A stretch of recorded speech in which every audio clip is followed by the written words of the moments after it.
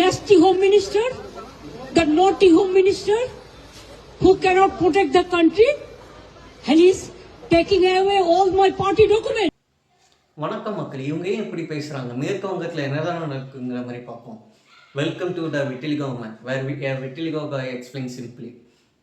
அதாவது அமலாக்கத்துறை வந்து ஐபேக்குங்கிற ஒரு தனியார் கம்பெனியை ரைட் பண்ணியிருக்காங்க. இந்த ஐபேக்குங்கிறது இந்தியன் பொலிட்டிக்கல் ஆக்ஷன் கமிட்டிங்கிற மாதிரி அப்ரிவேட் ஆகும்.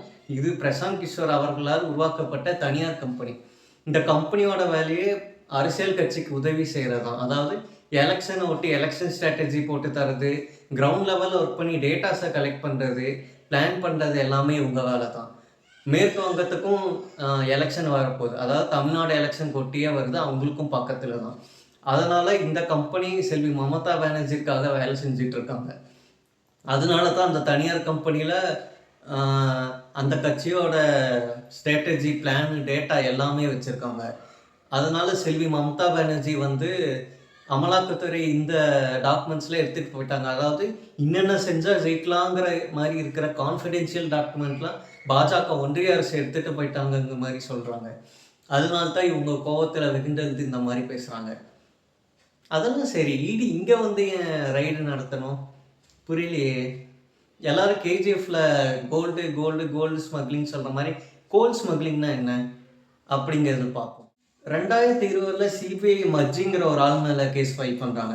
மஜ்ஜிங்கிற மட்டும் ஒரு ஆள் இல்லை, அவர் பின்னாடி பெரிய கூட்டமாக இருக்குது. இவங்களை கோல்டு ஸ்மக்லிங் சிண்டிகேட்டுன்னு சொல்லுவாங்க. சிண்டிகேட்னா வேறு ஒன்றும் இல்லை, குரூப்பாக சேர்ந்து கொள்ளையடிக்கிற ஒரு குரூப்பாக வந்து சிண்டிகேட்டுன்னு சொல்லுவாங்க.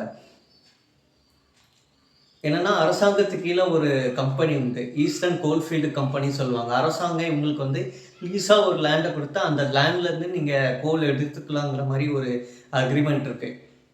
இந்த இடம் வந்து அசனாசல்ங்கிற ஒரு இடத்துக்கு பக்கத்தில் இருக்குது.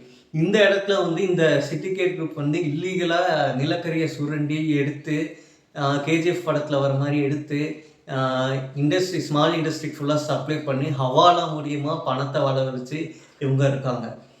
ஒரு தரவுல இடி இன்வெஸ்டிகேட் பண்ணுறப்ப இந்த பணத்துக்கும் ஐபேக்குங்கிற கம்பெனிக்கு ஒரு சம்மந்தம் இருக்குங்கிற மாதிரி ஒரு தரவுகள் கிடைக்குது.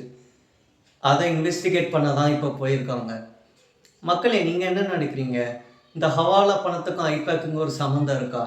அரசியல் கட்சிக்கு பின்னாடி இந்த ஸ்மக்லிங் இருக்கா, இல்லை ஸ்மக்லிங்க்கு பின்னாடி இந்த அரசியல் கட்சி இருக்கான்னு கமெண்ட் பண்ணுறேங்க. இந்த விட்டிலிகோ மேன் சைனிங் ஆஃப்.